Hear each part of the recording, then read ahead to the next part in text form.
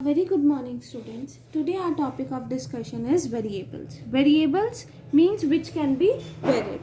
In C, variable is a data item whose value can change during the execution of program. मतलब variables वो data item है जिनकी value हम change कर सकते हैं during the execution of program. That is, अगर हमें फाइंड आउट करना है, we are required to find out the area of square. ठीक है, हमने एक प्रोग्राम बनाया to find the area of square. हमें पता है कि एरिया ऑफ स्क्वायर क्या होता है, इट इज साइड का स्क्वायर. ठीक है, तो अगर मैं प्रोग्राम में फिक्स कर दूं वैल्यू कि साइड की वैल्यू 4 ही रहेगी, मतलब the value 4 is initialized to side, तो मतलब ये प्रोग्राम सिर्फ साइड इज इक्वल्स टू 4 के लिए ही चलेगा. पर अगर मैं साइड को एज अ वेरिएबल डिक्लेयर कर दूं ऑफ द टाइप फ्लोट या int as per your requirement, कि आपको साइड रियल फॉर्म में चाहिए या इंटीजर फॉर्म में चाहिए, एज पर योर रिक्वायरमेंट अगर आप वेरिएबल को डिक्लेयर कर देते हो प्रोग्राम में, तो ये जो वैल्यू है ये वैलिड चेंज हो सकती है during the execution of program. मतलब जब आप आउटपुट निकालोगे तो आप साइड की वैल्यू 4 भी रख सकते हो, 5 भी रख सकते हो, 6 भी रख सकते हो, 6.2 भी रख सकते हो, एज पर योर रिक्वायरमेंट, जिसके लिए आपको area of square find out करना है. ठीक है, वही यहाँ मैंशन है that if at particular instant of time it has a value से 9, इट में हैव अनदर वैल्यू से 15 at another instant of time. मतलब अगर एक इंस्टेंट ऑफ टाइम पर हमारे पास वैल्यू वेरिएबल की 9 है, तो किसी और इंस्टेंट ऑफ टाइम पर उसकी वैल्यू क्या हो जाएगी, 15 हो जाएगी.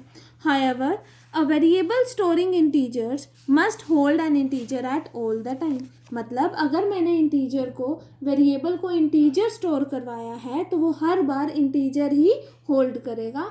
अगर मैंने वेरिएबल को फ्लोट स्टोर करवाया है तो वो हर बार फ्लोट टाइप की वैल्यूज़ को ही होल्ड करेगा. जैसे कि यहाँ पर मैंने फ्लोट टाइप मतलब रियल टाइप का स्टोर करवाया था, तो यहाँ पर वो हर बार रियल टाइप की वैल्यूज़ को ही होल्ड करेगा.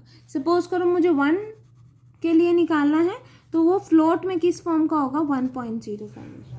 ठीक है students.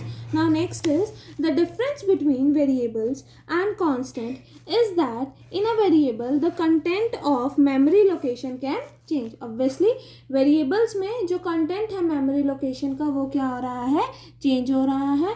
However in the case of constant the value remains fixed and can not be changed. Obviously अगर मैंने साइड की वैल्यू इनिशियलाइज करा दी 4 कि the value 4 is store to side, जैसे हमने यहाँ पर करवाया था, तो जो प्रोग्राम है वो 4 साइड इज इक्वल्स टू 4 के लिए ही चलेगा.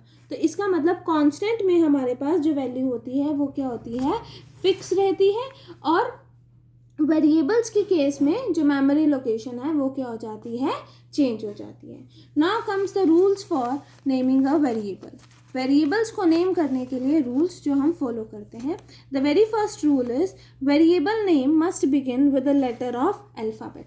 मतलब जो वेरिएबल का नेम होगा वो अल्फ़ाबेट से ही स्टार्ट होना चाहिए. मतलब the first character of variable name should be alphabet. बाकी सब कुछ भी हो सकते हैं, डिजिट्स भी हो सकते हैं, but the first character should be alphabet. और यहाँ पर P है, तो इसका मतलब this is a valid variable name. In C, the underscore character, this is considered as a letter. C में हम underscore character को letter consider करते हैं.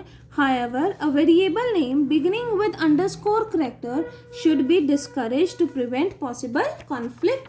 हम यहाँ पर C में underscore character को discourage करते हैं, means avoid करते हैं, क्योंकि underscore character को हम C में letter consider करते हैं, इसलिए टू प्रिवेंट द कॉन्फ्लिक्ट हम इसको डिस्करेज करते हैं. ठीक है. The next rule is the first character can be followed by any number of letters और डिजिट्स फ्रॉम 0 थ्रू 9. मतलब अगर हमारे पास फर्स्ट कैरेक्टर अल्फ़ाबेट है तो उसके बाद डिजिट्स भी आ सकती हैं, जैसे कि A9UTU. तो मतलब फर्स्ट कैरेक्टर तो हमारे पास अल्फ़ाबेट हो गया, उसके बाद it can be followed by digits also from ranging from 0 to 9.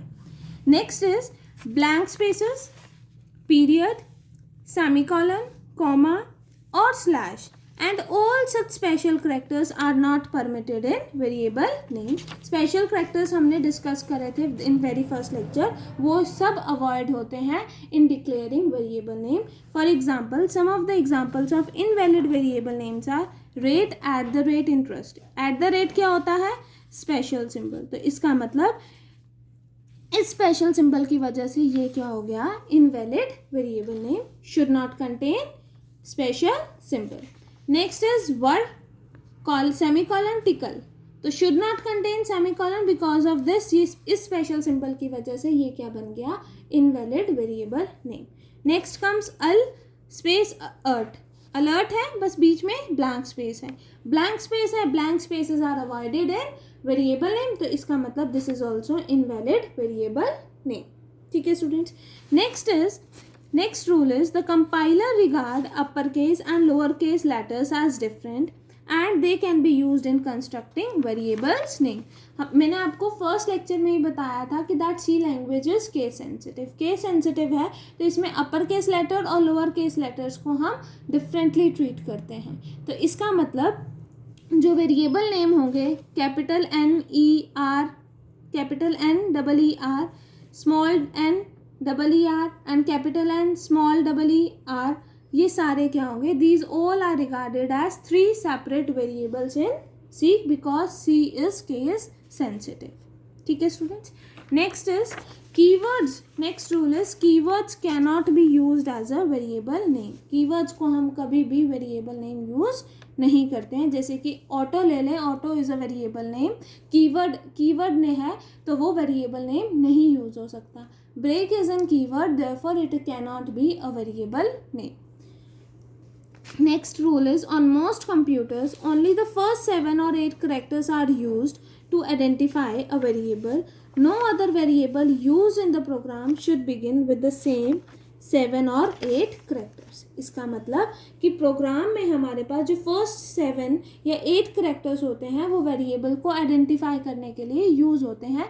इसलिए प्रोग्राम में हम कभी भी दो वेरिएबल्स का नेम उसके फर्स्ट या 7 या 8 करेक्टर्स को आइडेंटिकल नहीं करेंगे. जैसे कि अगर मैंने दो वेरिएबल्स नेम डिक्लेयर करे, वेरिएबल _1 एंड वेरिएबल _2, तो इन दोनों को हम डिस्टिंग्विश नहीं कर पाएगा सी कंपाइलर. इसलिए हम अवॉइड करते हैं दो वेरिएबल नेम को के फर्स्ट 7 या 8 करेक्टर्स को आइडेंटिकल करने के लिए, क्योंकि हमारे पास जो सी कंपाइलर है they are not able to distinguish the variable names. ठीक है students. Next is some of the invalid variable names are the following are the examples of invalid variable name. The very first example is auto. Auto is a keyword, therefore it is an invalid variable name, क्योंकि keywords कभी भी variable name नहीं होते, तो should not be a keyword. Next is compound. Dollar interest. Dollars contain this variable name contain special symbol. Special symbol contain कर रहा है तो ये क्या हो जाएगा? Invalid variable name. तो should not contain special symbol. Next is student space 4. क्योंकि ये स्पेस कंटेन कर रहा है, therefore it is also an invalid variable name. Should not contain space. ठीक है students. Now some of the valid examples of variable names are P9QR. Next is marks, जिसमें first character हमारे पास alphabet है, उसके बाद it can be followed by the digits ranging from 0 to 9, या फिर alphabets ही आ सकते हैं हमारे पास. ठीक है students. This completes your chapter number 2. Next हम स्टार्ट करेंगे द चैप्टर नंबर 8 जो हमारे पास डाटा टाइप्स को डिफाइन करेगा सारे. ठीक है स्टूडेंट्स. Thank you.